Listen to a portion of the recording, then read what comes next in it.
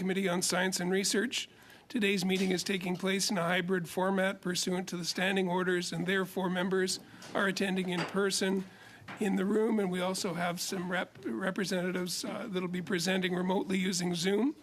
For those that are virtual, a couple of rules.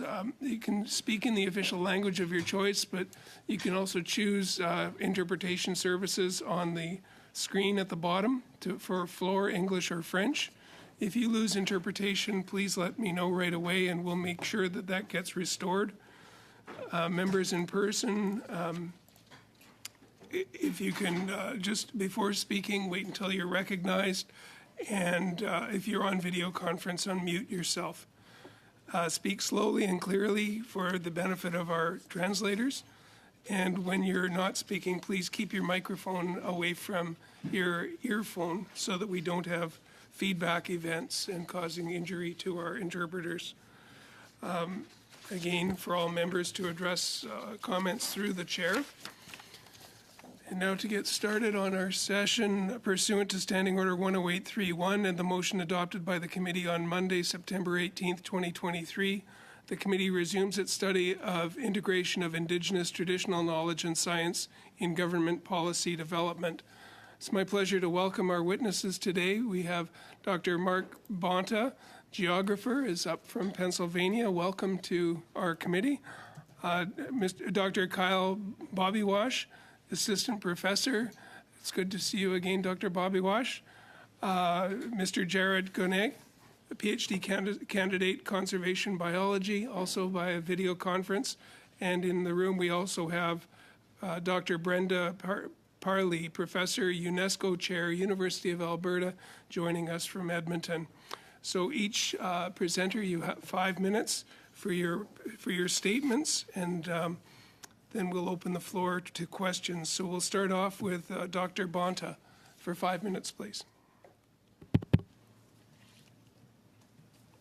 Thank you. It's a great honor to be here. I was just discussing with my colleague that I couldn't imagine anything like this happening in the U.S. It's very impressive to me. Disclaimer, if you've seen some of the notes that I put forward, I am certainly not a specialist in Canada, that I have been to the Yukon and to the Arctic, but as a researcher, I focused mostly on the tropics. And I have extensive experience from Honduras, Mexico, and particularly Australia. So I'll cover things you've probably heard before. I do a lot in philosophy as well as geography, and one of my major concerns is, we do a lot in Indigenous knowledge with talking about what we should do. We've been doing this for a long time as academics. How we should incorporate, how we should, bring together these two different systems. And, each country has different experiences, but I do have some ideas about that. Without further ado, let me just go through and hit a few of my points. I will say that I don't think that Indigenous traditional knowledge nor Western science are monolithic knowledge systems per se. Western science particularly, I'm a geographer, I'm both a social scientist and a natural scientist. And, we don't agree on the fundamentals, even in geography, of basic issues of like time and space and what they are. So the outside idea that science is this one thing definitely needs to be examined, but also with Indigenous knowledge is obviously not one thing as well. So I always want to look at the nuances of that. We want it to be, something truthful. It often ends up being very political as well, so we need to be realists about, what we're trying to achieve with when we try to figure out how to bring these different ways of knowing together. I had some reflections I've written down on Indigenous traditional knowledge. One thing that I am insistent on is that though we do see it as a corpus of knowledge that extends back through time with different ways of gathering information, it does get field tested. There is there's an experimental nature to it. It's not just something you learn out there from your elders. Many of us probably know that. But it's also eclectic. I've worked with, for example, a shaman that I've worked with in Mexico. he's learned a lot of this himself. He didn't, inherit it from someone else. He's part of an Indigenous group, but a lot of what he's done with his family, and he's accumulated this knowledge. So it's not something that is only back in the past. It's very dynamic wherever we are, with whatever group we may be working with. I'm interested in a synthesis, I guess, very personal opinion. Well, I'll skip that right now, but I wrote that a hybrid or truly humanity-centered science would synthesize disparate knowledge systems in service to the abiding questions and problems faced by our societies. What I mean is, for example, with climate change, with a lot of these issues, we should not be bringing in Indigenous voices. We should have many different voices coming together to create some sort of a new science, instead of constantly saying we need people to inform our science. This happens a lot in conservation, but I think there are also different, much deeper ways to think about what Indigenous knowledge involves. All very general here. I have an example very briefly from, I wrote some of these things about the Northern Territory in Australia. I think if you look at one place where you've really made a lot of headway, where the Indigenous groups there own the land and they bring scientists in to work for them, they hire them, and we were brought in in that arena to document fire spreading by raptors. And this is something then that goes into fire management, restoration of the land. But it's also this incredible, chance to be what's the word? Well, it's like a hybrid space, I guess, where everybody comes together to create new knowledge, I think, that went beyond what we had, coming out of our different disciplines. Just in closing, because I did have a lot of things here to say, of course 5 minutes is a very short time, I will say that one thing to think about is interspecies communication in birds. This is one of my biggest issues right now. This has been known about, that birds talk to each other in their own species, across species. They have languages. People also talk to birds. We know that. We have specific examples. This is what we're doing in Australia. This is now becoming something that ornithologists themselves are studying and learning about. So, and that was my own alarm. So I can wrap that up at 5 minutes. Thank you. Thank you very much for your testimony, and hopefully we can cover some of the rest of it in questions and answers. Dr. Bobby Wash, next for 5 minutes, please. Bonjour à tous. Merci, Monsieur le Président, et les membres du... Thank you, Chair, and thank you to the committee members for having invited me. Through our experience with communities in the public service and in the university domain, the facilitation of knowledge, of Indigenous knowledge of our scientific system is what I'm most interested in my career. Knowledge in Indigenous science is increasingly a global priority.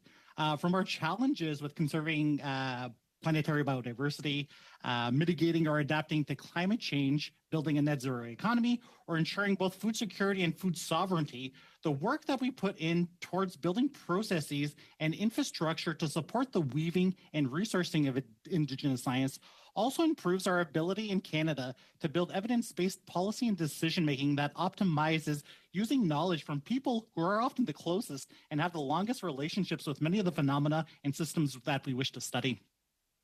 As the committee has heard, Indigenous science is a place-based knowledge system that is responsive to the needs of local people, enhances our relationships and responsibilities to each other, whether that be amongst humans, between species, or particular landscapes.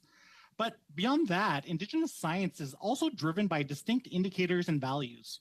Among the people that I belong to, the Anishinaabe, we have a variety of teachings, such as the 7 grandfather teachings, or principles like the 7-generation concept that helps guide our decisions and science development not only for today, but also gives us an evaluative metric enabling us to measure the quality of our science and decisions for the future of those not yet born and even their children.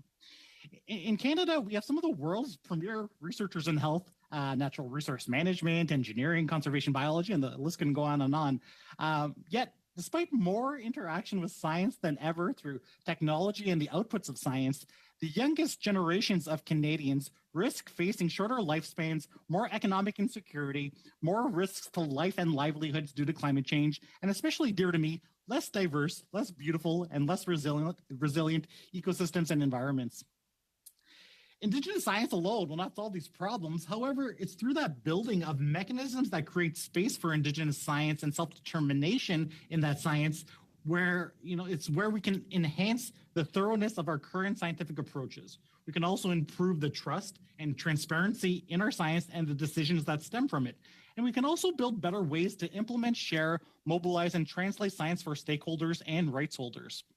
Through things like Indigenous-led science priority setting and Indigenous science evaluation, we can drive science initiatives and funding opportunities that will drive the well-being of people, again, whether that be personal, economic, or sociological. And at the same time, we can also enhance that sense or the idea that science investments of all manners, both Indigenous or non-Indigenous, will improve and benefit the lives of people, their environments, and workplaces.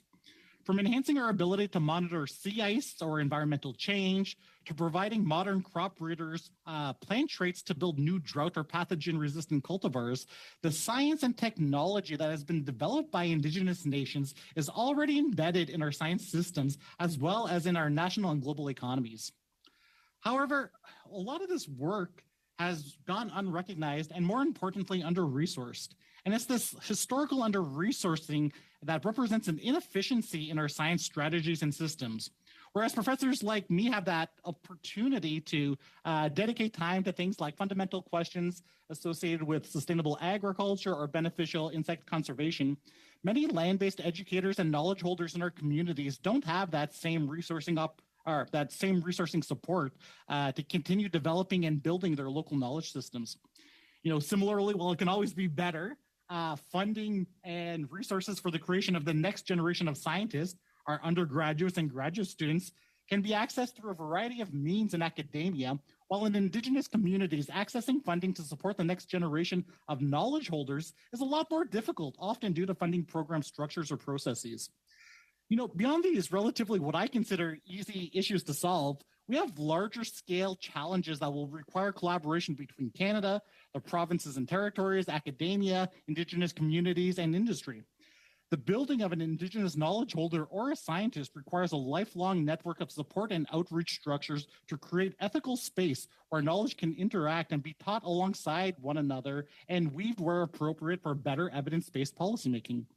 This involves a huge wholesale effort to support the professional development of everyone in that science ecosystem, from the person collecting that science, to policy and decision makers using that science, to even our science teachers in our schools and communities.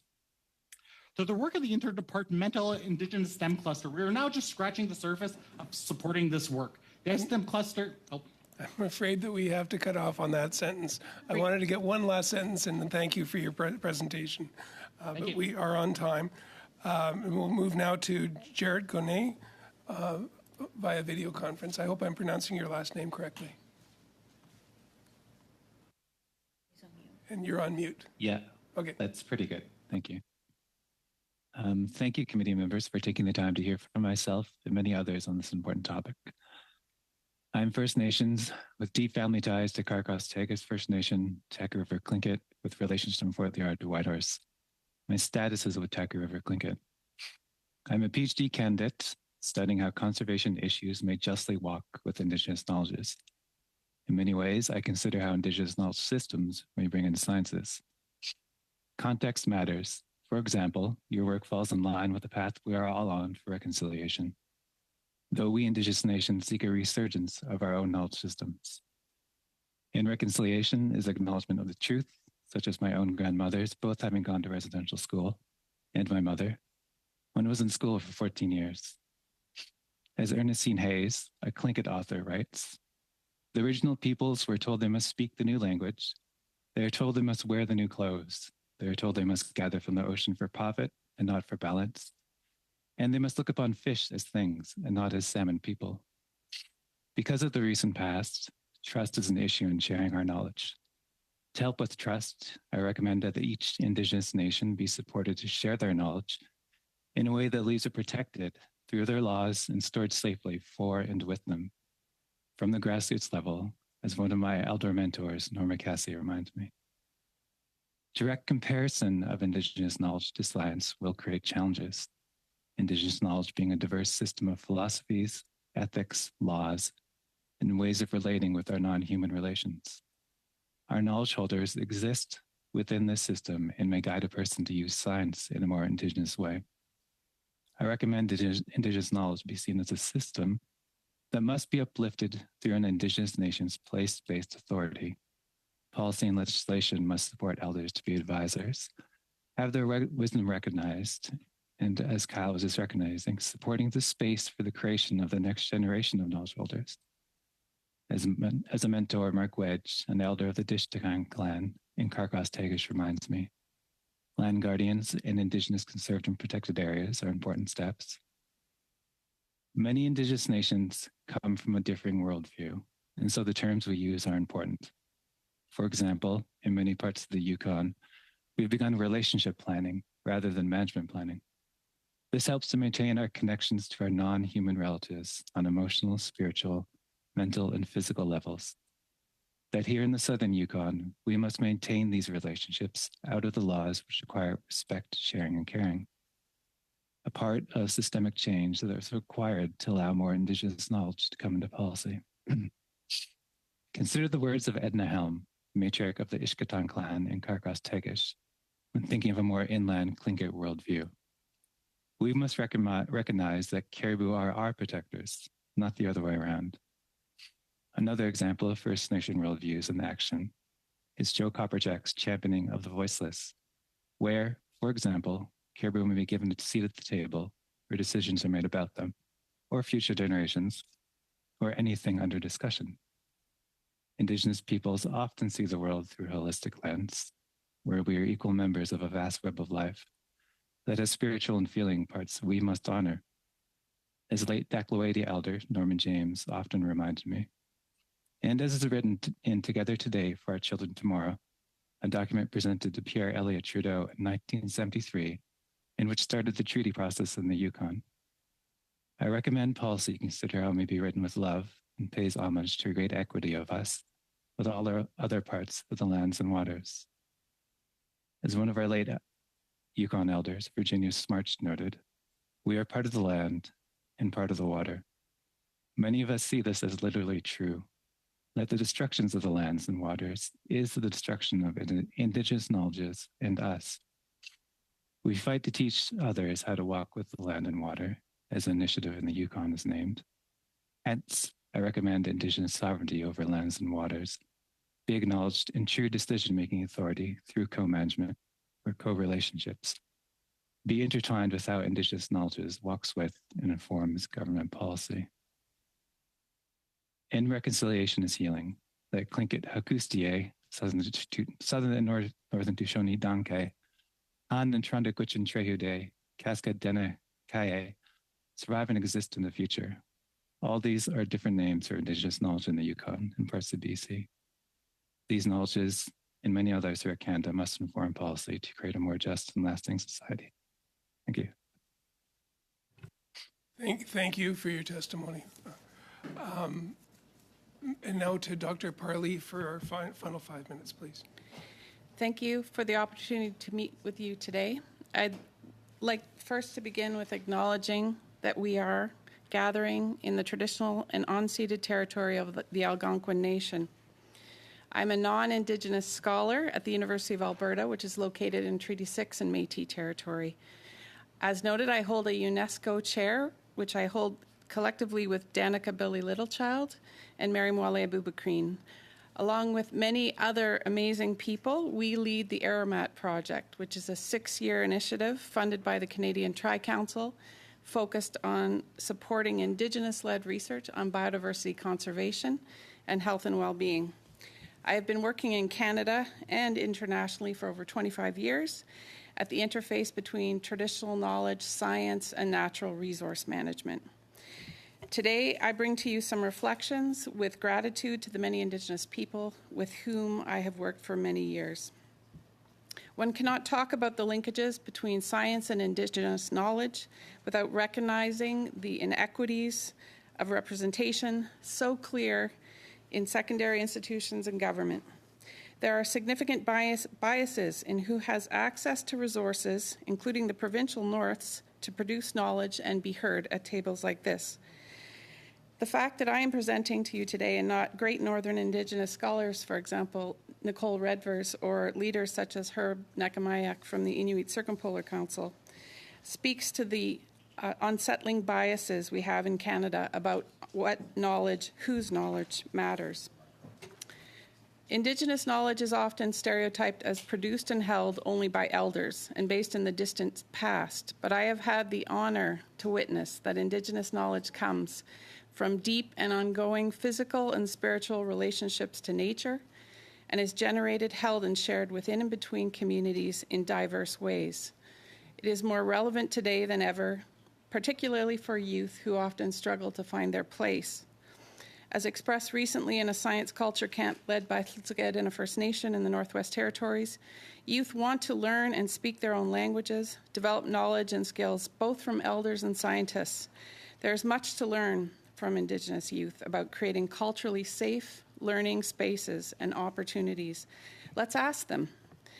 We need to pay attention to places where things are and are still going terribly wrong.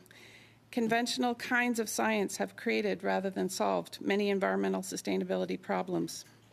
Knowledge conflict over the risks of oil sands mining in Cree, Dene, and Métis territory in Alberta is an obvious case in point.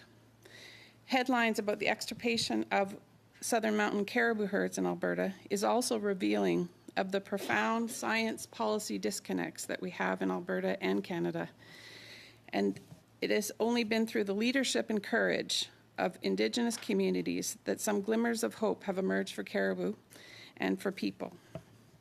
There are also success stories of knowledge co-production and co-management, which I'd like to highlight, including the long-term collaborations between biologists and Inuvialuit communities to monitor beluga whale in the Beaufort Sea.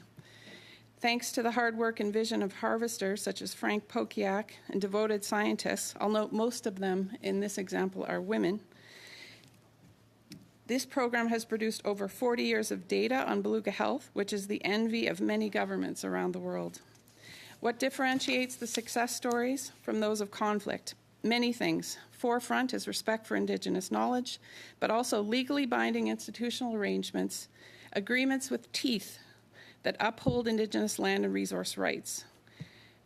The successes of these kinds of programs also lie at the community level, with small organizations like Hunters and Trappers Committees, also managed by powerhouse young women, whose efforts are little recognized and whose work is chronically underfunded. Support from the federal government for the Indigenous Guardians program is a wonderful step forward, but more resources are needed for Indigenous-led research. Addressing these issues cannot be done in a vacuum. Why do Indigenous peoples in Canada, particularly the provincial north, not have access to clean drinking water, safe and affordable housing, healthy environments and foods, and opportunities to build thriving livelihoods? These are basic human rights. Let's implement the calls to action on truth and reconciliation, address the terms of the United Nations Declaration on the Rights of Indigenous Peoples, and address also the commitments on climate change and the Global Biodiversity Framework. Work together to create and ensure healthy environments and communities that we all can be proud to live. Thank you very much. Now we'll move to our 6-minute rounds of questioning, starting with Mr. Soroka, please. Thank you, Mr. Chair, and through the witnesses for being so patient with us. Seeing as though, Dr. Parley, you are from Alberta, I'll start off with you as well. Then, in your experience with community-based natural resource management, what have you found to be the most effective ways to include Indigenous perspectives in conservation efforts? Thank you very much for the question.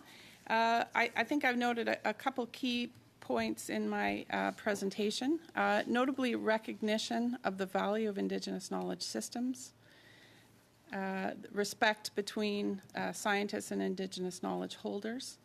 I think at the root of a lot of the conflicts that we see, or lack of strong and healthy relationships between scientists and Indigenous knowledge holders, there are the issues of land and resource rights that are often an undercurrent, and until we address those issues, it can be hard to get past conversations of epistemology. I think a couple other key points. I've been working with, for example, Mikisew Cree and Athabasca Chipewyan First Nation. We've funded a number of community-based resource management projects over the last 5 years. The importance of Indigenous people doing their own research on their own terms, communicating their knowledge in different ways, addressing capacity issues at the local level. Many of communities are so chronically underfunded. And the gaps and needs, for example, for youth engagement are so great that it's a constant uphill battle in many cases. But I think the recognitions, again, of land and resource rights are so critical. And these aren't just issues that matter to Alberta First Nations or Métis communities. These are about all Albertans or about all Canadians. So I think if we can solve these problems together, it's not just a benefit to them, but as I said, to everyone. Okay, well, thank you for that. I'm going to go to the next presenter, Dr. Gannett. How do Indigenous traditional practices contribute to modern conservation efforts based on your studies? Yeah, thank you. Jumping the gun too. I'm not quite a doctor yet, but soon, hopefully. How do Indigenous traditional practices contribute to conservation practices? One thing that really works, and I've been sitting on a Caribou Management Board for several years, and what really brings people from multiple different perspectives together is, I think, our perspectives start to center what we want to preserve, protect. So that example I mentioned about caribou sitting at the table. So we always come back to, like, what's the best thing for caribou? We all need to come together and figure out what is the best thing for, say, the lands and waters. And we're going to figure this out together because we all recognize that we need healthy lands and waters to exist into the future. So what are some of the challenges with blending these practices with mainstream conservation strategies? So the big one is like cultural education, and the fact that it does take a lot of cultural education from us as First Nation people to make others understand what it's like to come from our worldview. And people really fall back into what's written in policy and what's written in law. And that can lead to a lot of challenges because all the law and all the policies are currently written from a more, say, Eurocentric Western perspective, just based on long histories there. Okay, thank you. I'm trying to get to everyone and ask a question of each one. Dr. Bobby Wash, regarding your course on Indigenous issues in food systems, what key lessons would you share about integrating Indigenous perspectives into agricultural policies? Yeah, thank you for the question. I think that's kind of something that is worth highlighting. Is this course has a lot of non-Indigenous participants from a lot of long historical farm families, and what I help, again, kind of what Jared was identifying, I create that a little bit of Indigenous cultural competency, but beyond that, I enhance their ability and I empower them to actually start to develop, utilizing their own expertise, their own knowledge of their own family farm systems, of being a resident of Manitoba or these farm systems, to really start to think about how does incorporating something like Indigenous values, the way we look at ecological relationships between certain plants or animals or water systems with our farm system, how can we actually translate that into something like best management practices that all farmers are already incorporating, and make it not only fuel, say, the agricultural productivity of a farm system, but also how can we have additional benefits, whether that's through, say, riparian habitat management, more efficient nutrient management, or even creating farm systems that actually serve as habitat for endangered species or at-risk species in these farm systems. So it's really about, driving that unique perspective that a lot of these students have from their own experience to actually be able to kind of craft novel and unique perspectives that can potentially fuel Indigenous development in agriculture. Okay, thanks. Oh, Okay, I'm sorry I'm not going to be able to get to you then, sir. But it was great to get the answers, and thank you for the questions. Now we'll go to Dr. Jacek for the next 6 minutes, please. Thank you so much, Chair, and thank you to the witnesses for your testimony. And I'm sure you're aware we've been hearing a lot of very interesting testimony as to the value of integrating Indigenous knowledge and what we're calling Western science into government policy development. And I think most members of the committee are absolutely convinced that we need to do this. And so that's what I'd like to really zero in on, and what are the practical ways that we can ensure this actually happens. Dr. Parley, you mentioned underrepresentation in faculty and government. That's obviously something that needs examination in terms of universities themselves. You also mentioned the Indigenous Guardians program. So perhaps you could actually describe that particular program and why you feel it's so successful. Thank you. The Indigenous Guardians Program is an incredible network of Indigenous communities supported by different sources of funding, but led through the hard work of numerous people in the Indigenous Leadership Initiative.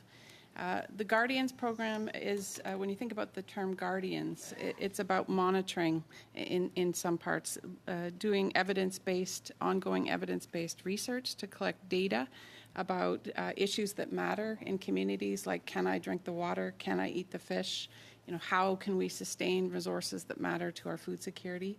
But it's also about sovereignty, about communities having that identity, that connection to the land, and being able to maintain that connection over time. It's also social and cultural in many ways. It's an opportunity for communities to build and teach and create learning opportunities for youth. There are Guardians programs as well that have an educational focus aimed at the public. So the Guardians program led by Iris Catholic and Tsuut'ina First Nation, for example, tied to Thai-Dene National Park, is also aimed at educating non-Indigenous people in the region about Dene culture. So it has many different dimensions, and I think it's that holistic approach that is what makes it so successful. And has it been funded through the federal government then? There are commitments from the federal government already to the Indigenous Guardians program, but these are drops in the bucket when you think about the need and the extensive opportunity there is to learn from Indigenous. So you would recommend expanding those programs? Exactly. Yeah, exactly. Dr. Bonta, you have experience in Australia, and our analysts provided us with some information about what Australia, New Zealand have done in particular. And they mentioned things like guidelines for patent protection and so on. Could you say or tell us something about your experience as to what other jurisdictions, since you've worked so many different places, that could be something that the Canadian government could look at specifically?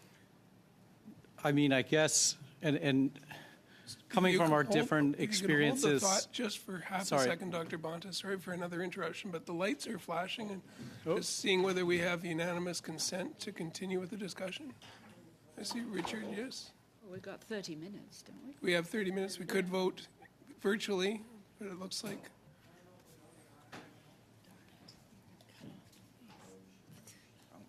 It's a closure motion in the House. So we need unanimous consent. It looks like the Conservatives are leaving.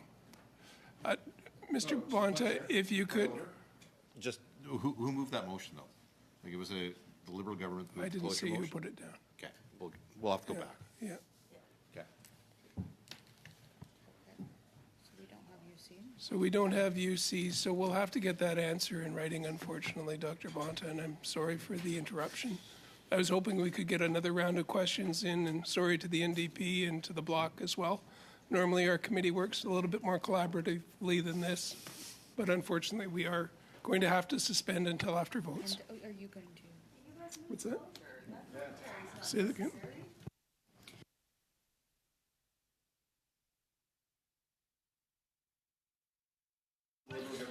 So, I guess we will.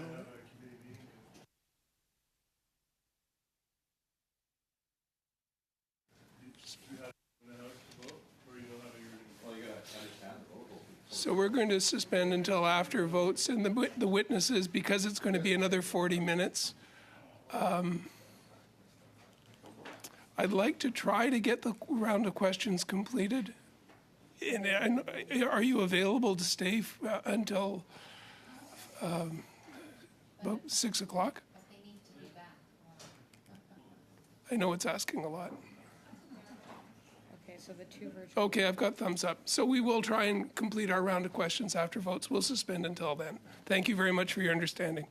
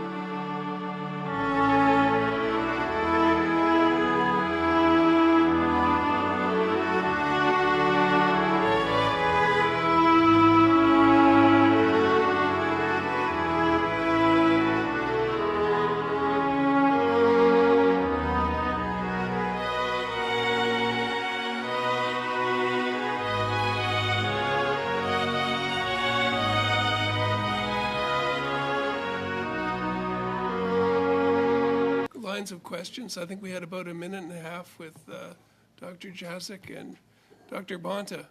Sorry for the interruption, and let's continue on, and we can at least get this round finished. So, Dr. Bonter, perhaps you could respond your experience in Australia, something that could be of use to the Government of Canada.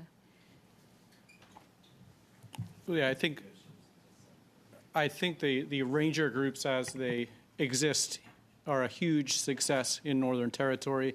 I would just highly recommend you look up the Northern Land Council and the Land and Sea groups that are Indigenous rangers that work to restore the landscape to pre-1788 conditions before Captain Cook through fire management, a lot of other aspects, but also protection of sacred sites, and working together in a way that I've never seen anywhere else in the world between Indigenous people who have power, though they have beyond what we have definitely in the U.S., even in places like Mexico. They own this land, and you go in on their invitation only. But having said that, they feel incredibly, I've never, the process of publishing with them takes many years, but for the oldest societies in the world, really, 40,000, 50,000 years of unbroken knowledge is just beyond anything I'd ever considered. So it's maybe something to look at as an alternative model to somewhere else that was obviously colonized from the same source. Not a lot more to say there. The fire spreading, if you're interested, I can always pass that along, and we're actively involved in trying to publish some of the deeper accounts that we got cut off during COVID. It takes a long time to negotiate the permissions. We have them, we just need to have them basically legally. People are very happy to share this knowledge of, the open knowledge, not the secret knowledge, but of birds that spread fire, why they do it, how they do it, and so forth. Thank you.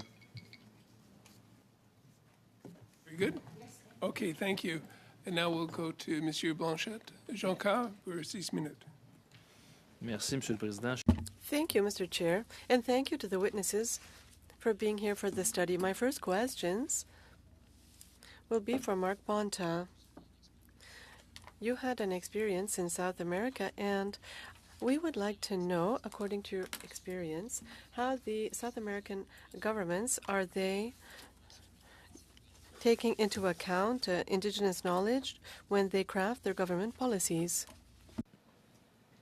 South American. I can speak to Mexico. I was thinking about this, a country that, from the Spanish colonial point of view, was to put people into pueblos. It was a very different way of doing colonization. So Mexican, the mestizo identity, there's a tension with indigenous knowledge, definitely, but if you go and look at what's happened in Oaxaca, again, they have absolute control of what happens in their municipios, and that's another country where incorporation of indigenous knowledge directly, I think, is getting to the threshold. What I would like to see is that we stop talking about ethno-ornithology. And I'm like somebody that's been doing ethno-ornithology for a long time, and just talk about ornithology and bring people centrally into the process instead, because much of what we are finding out that we need to learn about birds cuts across between Western ornithology and ethno-ornithology. And when you collaborate in Mexico, you do it only with the permission of those groups in most cases. One other comment on that, I saw a hospital and I thought that it would be like I'd like to see a university here in the north. And in that hospital in an indigenous region, you would go in and you would choose, you could have indigenous practitioners, you could have religion, Catholic traditions, you could have Western, for cancer treatment, for anything, but it was all within the same hospital. And the Western Mexican medical personnel were trained in the indigenous methods and vice versa. There's 3 or 4 of them around Mexico, and I've never seen really anything like it. But in Mexico, a lot of the indigenous medicine is elevated to the level of like everyone seeks it out.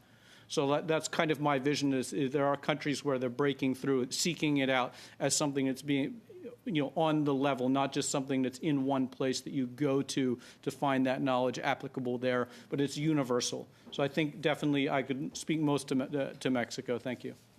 Merci, M. Bonta. Vous avez parlé de croyances. Thank you. You spoke about beliefs. on the spiritual side as well. Some witnesses during the past few meetings have also mentioned that there was this side of Indigenous knowledge. I'd like to understand how we can distinguish between a belief from a knowledge or knowledge, and how, well, there might be a scientific method for Western science, but how do we is there a validation process for Indigenous knowledge to determine what is true and what is false? Testing 1, 2, 3.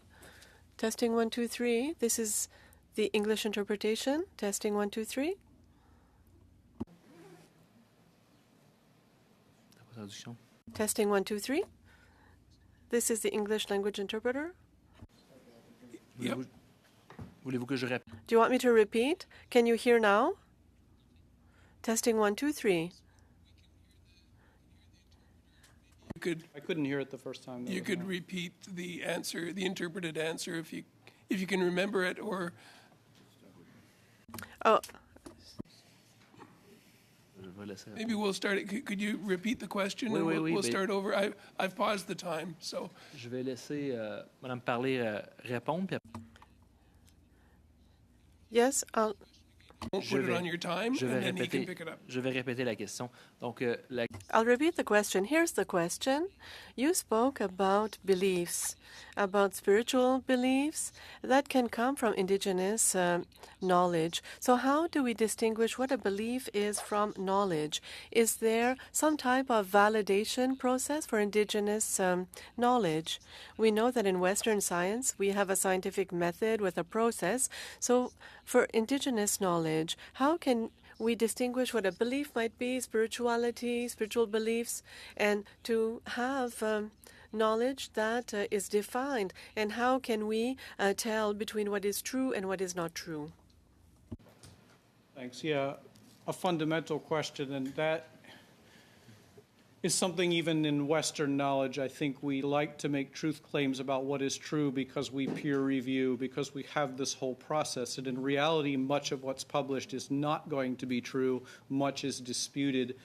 In studies of Indigenous knowledge where it's based on what you heard, it can be more anecdotal and it may have importance. If we're looking at going out with people into the field and comparing, having groups of people going out and identifying plants and figuring out what they're useful for or what birds do, you get different people together and they talk about it, they discuss it, they disagree, they settle on what the answer is. And as my colleague mentioned, it's very dynamic. It's happening now. People are making new knowledge. So I think it's very contextual to what you're dealing with, and it's something that outsiders should be more sympathetic to because we do the same thing as scientists. We come together, we peer review, we do all this.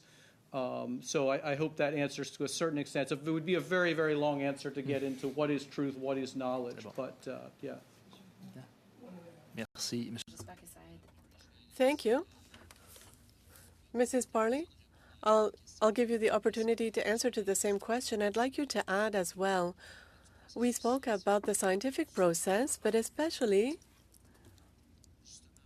well, you are research chair, and so how can we distinguish knowledge, spiritual knowledge, from knowledge? Thank you. To be brief, so there's opportunity to hear from others as well.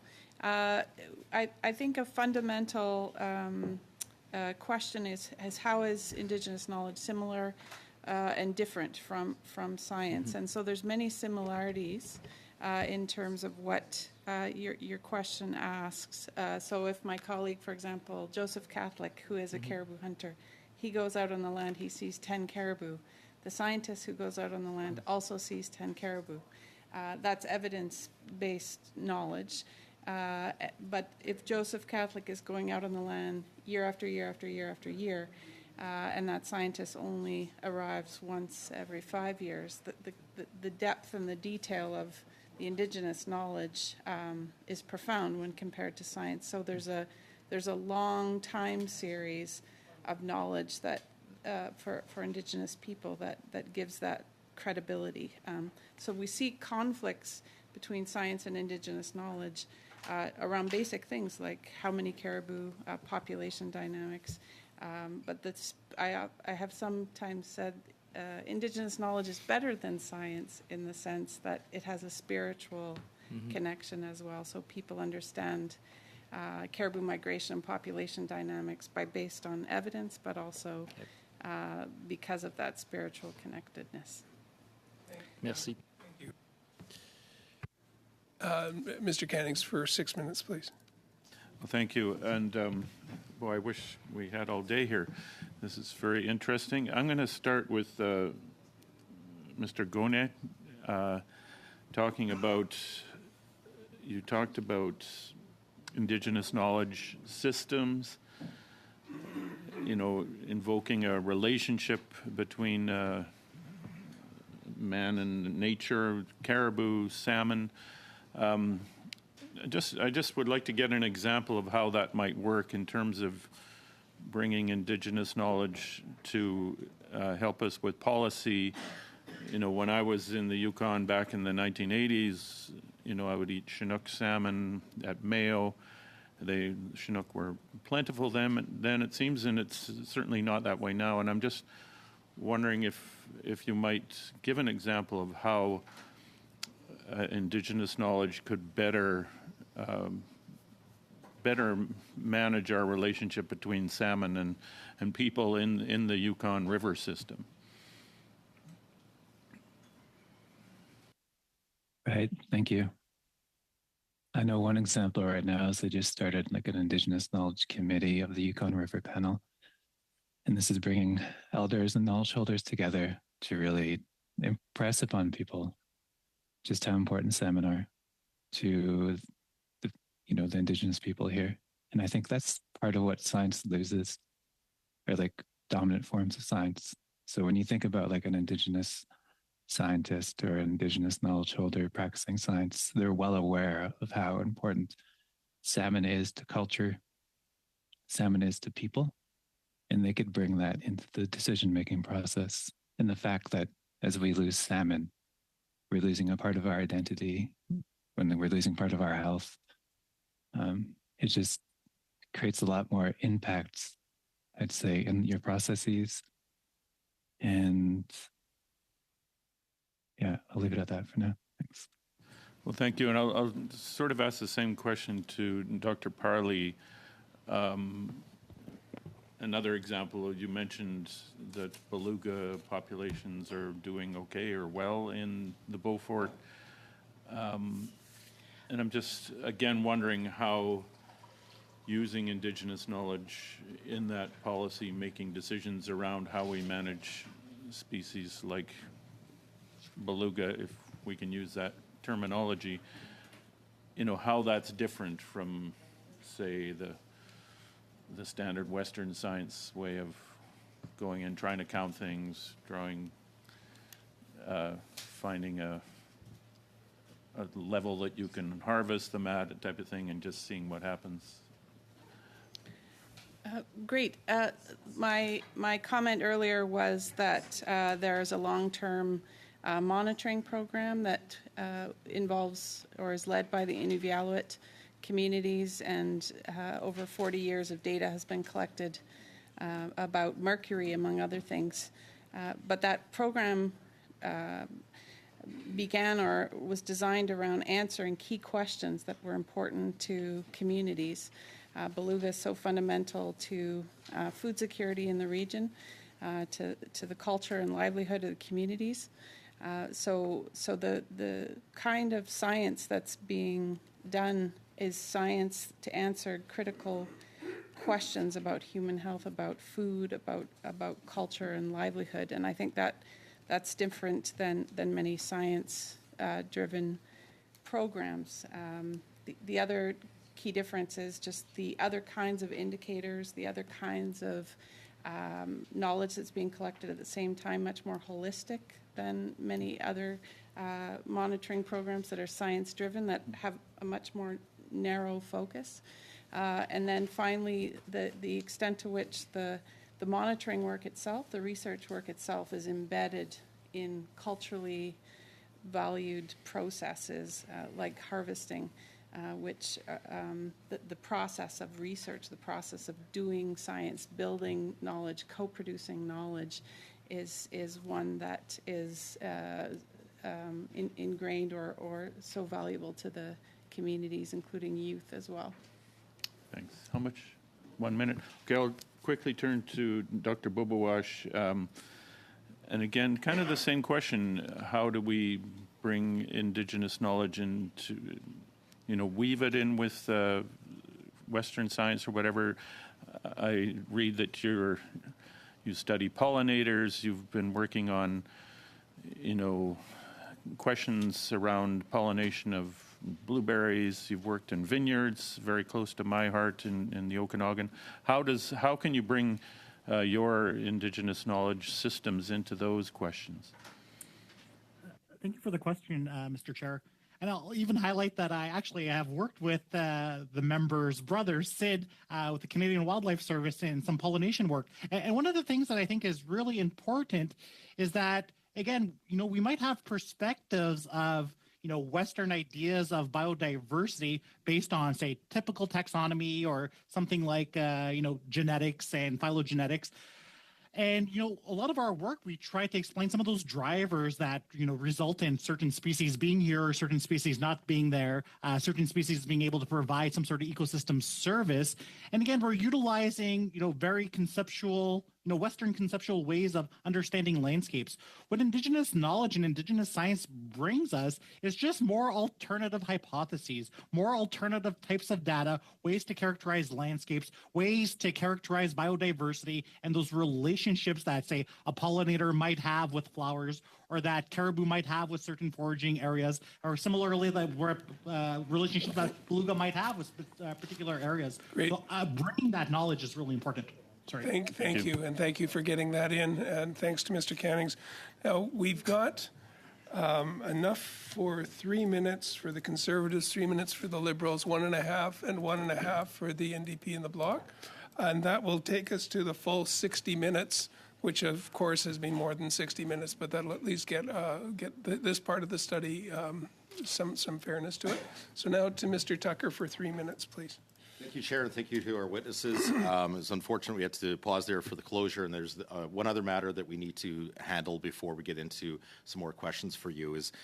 There was a development that we put a notice on motion on Friday, and I moved the motion given that the Open Mind Research Institute decision to partner with Huawei and considering the dangers of advancing an AI falling into the wrong hands, and given the risks posed by the People's Republic of China, which has advanced to such a level that the director of CSIS has publicly warned that everything they're doing in our universities and in their new technology is going back into a system very organized to create dual-use applications for military.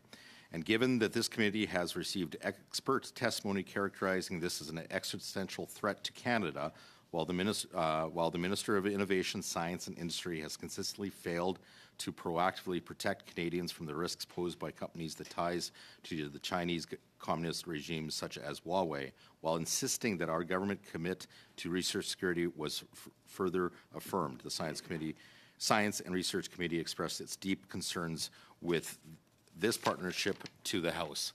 I'm asking for a quick vote, and then we'll get back to testimony. So there's a motion on the table for discussion. Mr. Cannings. Yeah, just a quick point here, and hopefully, what I would like to, I'm sorry, it's not going to be what I would like, here's a motion that says, we read about this in the paper and we should express our disappointment or whatever.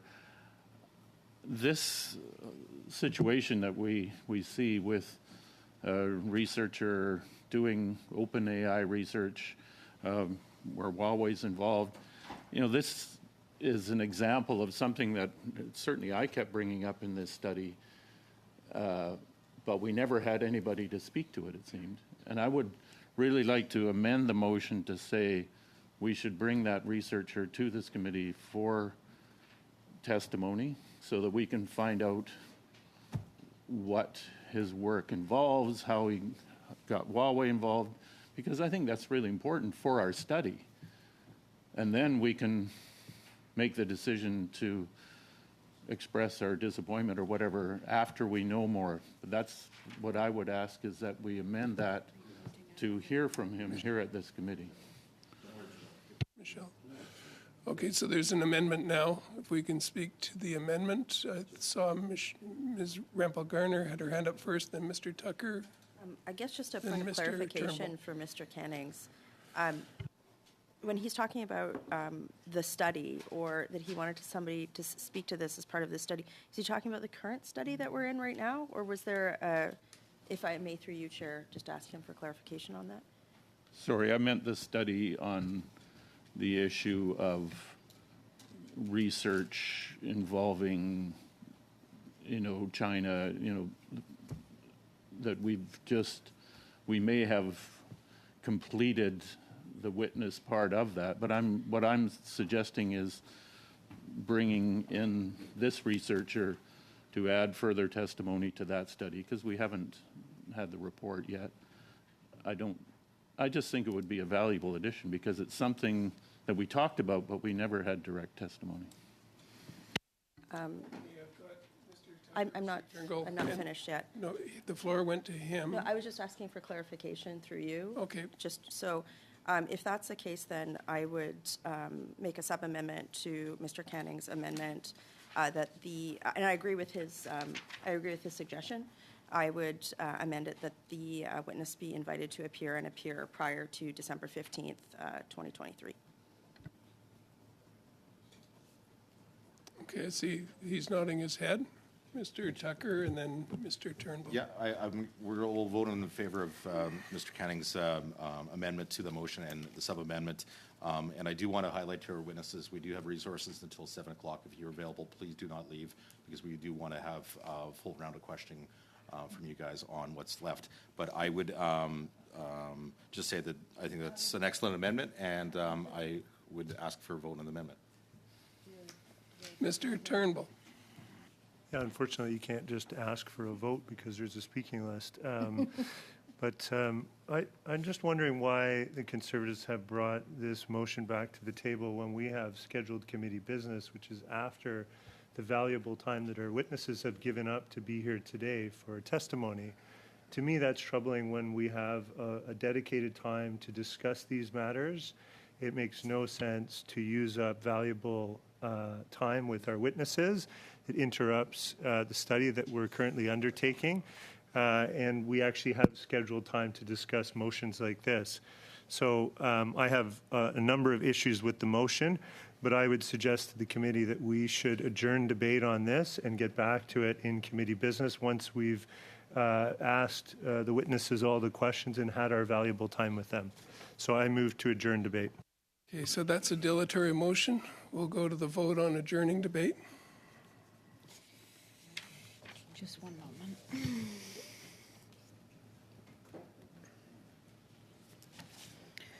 All right. So, shall the motion to adjourn debate carry? Yes. Ms. Bradford? Yes. Ms. Diab? Oui. Dr. Jazek? Yes. Mr. Chen? Yes. Mr. Turnbull? Yes. Mr. Lobb? No. Ms. Rumpel-Garner? No.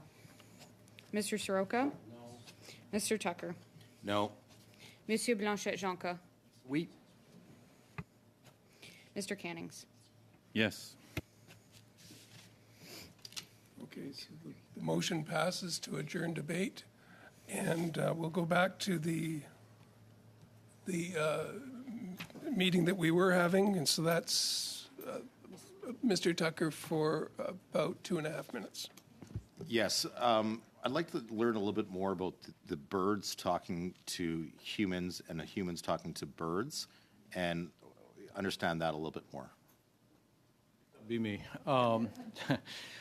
So in the last few years, we've had a lot of research in ornithology, given some rather advanced tools we have to understand that birds have advanced communication systems between species and across species. And there's always been this traditional belief that one could communicate or that there was communication back and forth. But I think the best example I can give is a bird called the honey guide in East Africa that has a type of speech, and this is coming from the anthropologists who study it. It seeks out honey, but it uses people to do so, and vice versa. So that there are several studies that have shown that the Hadja people, who are hunter-gatherers in Tanzania, have a type of language that they communicate with birds. Birds will come to them and basically tell them, guide them to where the honey is. Just clarify, how would they talk? What would that sound like? Whistled sounds, various, like more bird calls than any sort of human speech. But the interesting thing about this that they've discovered is that it's only used between humans and birds. Birds don't use it with each other, and humans, so it has a grammar, so to speak, a directional component, that honey exists in a certain place. So they alert the human, then the human follows. They find the honey. The bird needs the human to get the honey out of the tree, to break the tree open, and then the bird actually eats the honeycomb. There are a lot of documentaries on this. So over the years, as we've gotten more sophisticated in recording and then breaking down the recordings and analyzing it, we're able to understand. Another example would be chickadees, for example. Very common birds, tufted titmice, have these much more advanced systems of communication, and they go across species as well. So what we're hearing in Australia, that birds will communicate certain things, I always go back to the example of pets. Pet birds, studies on parrots, or studies on birds in captivity like crows, we're able to see advanced communication systems. This is something that would definitely be taking place. Another quick question about the birds and the bees. Do they talk back and forth? What's that? The birds and the bees. No. They don't get along. Thank you. And now we'll go to Ms. Metlij-Diab for 3 minutes, please. Mr. Chair, thank you. And let me just first thank the witnesses for being here. I've got a comment. I usually don't, but with this one, Dr. Bonta, you have taken me back 5 decades ago to when I was a little child. And I remember my grandparents in Lebanon and elders and people there telling me they can talk to birds. And birds do talk to them, and as a result of that, there's a whatever.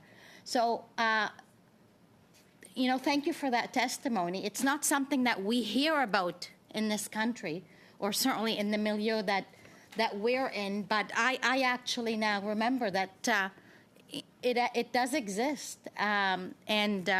You've got information on that, and I think that's very valuable for us to hear that.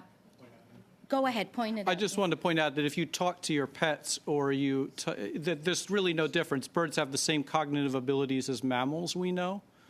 And if you're a birder, if you watch birds, you can attract them. Hunters know this. One of my issues with Indigenous knowledge is we need to stop seeing it as something, we need to realize that this is something that we can also learn. And I think a lot of people that spend time close to nature know this. I just talk about domestic species because you get to see this close up, the activities of your house cat.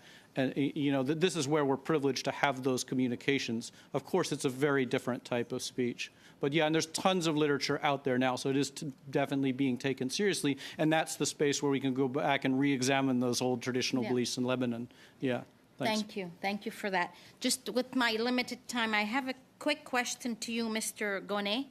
I think you're almost a PA, you're almost a doctor, and you're doing things with the Yukon University. The question for you is, what role can Indigenous-led post-secondary institutions such as the Yukon University play in better supporting the integration of Indigenous knowledge in government policy development, from your perspective?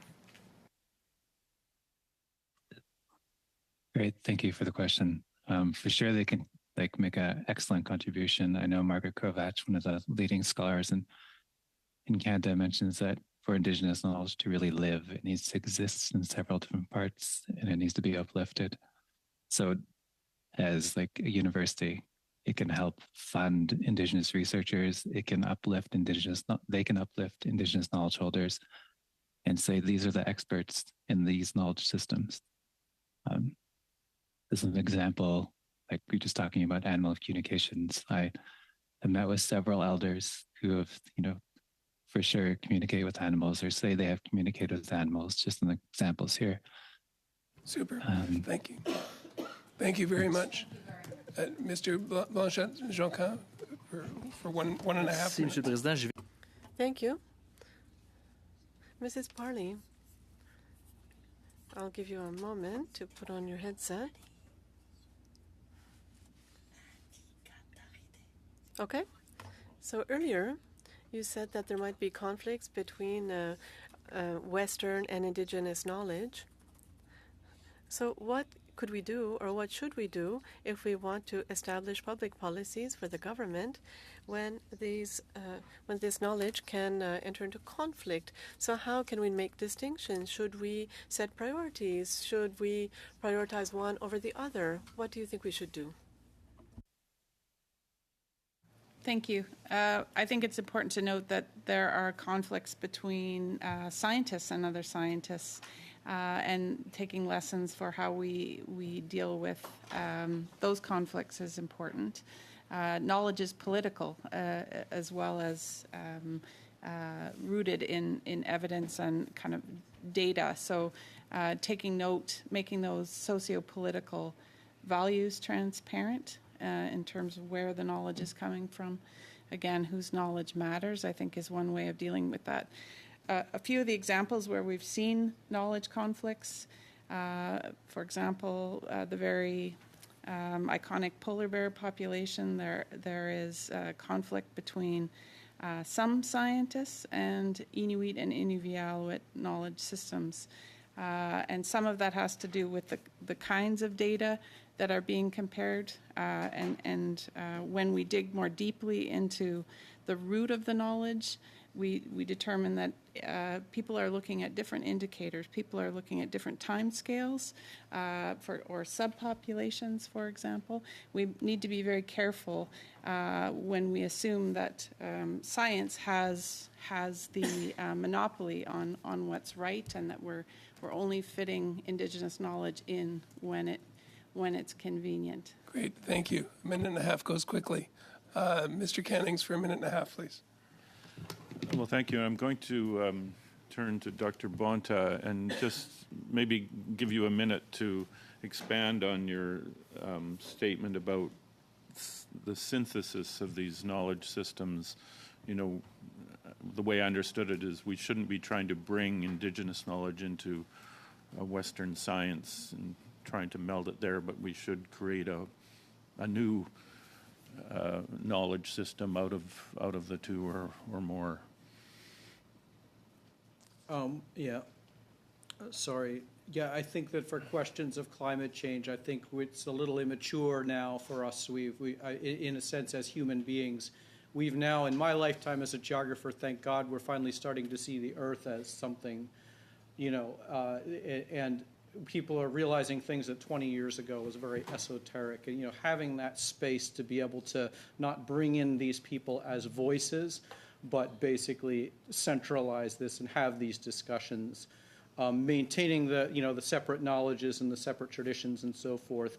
But in many countries, and I definitely think worldwide, I don't see why we wouldn't. So that's why I'm interested in the hybridization, in a sense, in certain topics, certain goals, and certain applied settings. But definitely the case of climate change would be something that we should even have journals that go beyond what we have, breaking all the disciplines apart. We don't even talk to each other as scientists, as we know full well. There is no such thing as science. So I think we could move beyond that. Governments could definitely be in the lead in that. Great. Well, thank you. Thank you. Here for this extended portion of our meeting. Thank you for your incredible patience, but mostly also your knowledge that you've shared with us that will be very beneficial for the study that we're doing, which is a very interesting and challenging study that we're doing. So thank you all for agreeing to be with us today. So I think what I'll do is suspend just for we can have some sidebar conversations to see what we'd like to do with the rest of the meeting. So I'll suspend for a few moments. And thank you again to the witnesses. You're free to leave finally.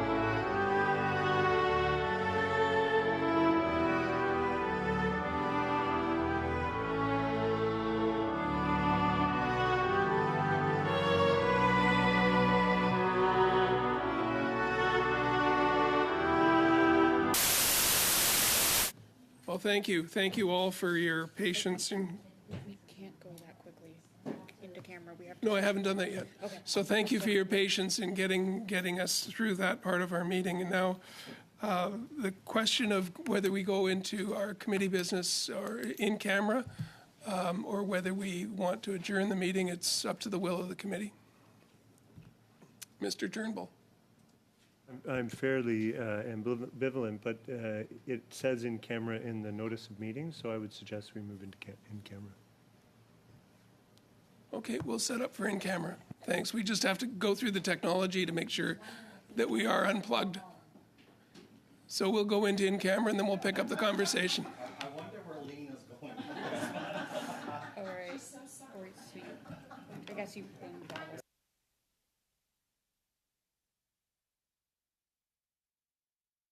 Okay, so I'll suspend until we get the in-camera set up.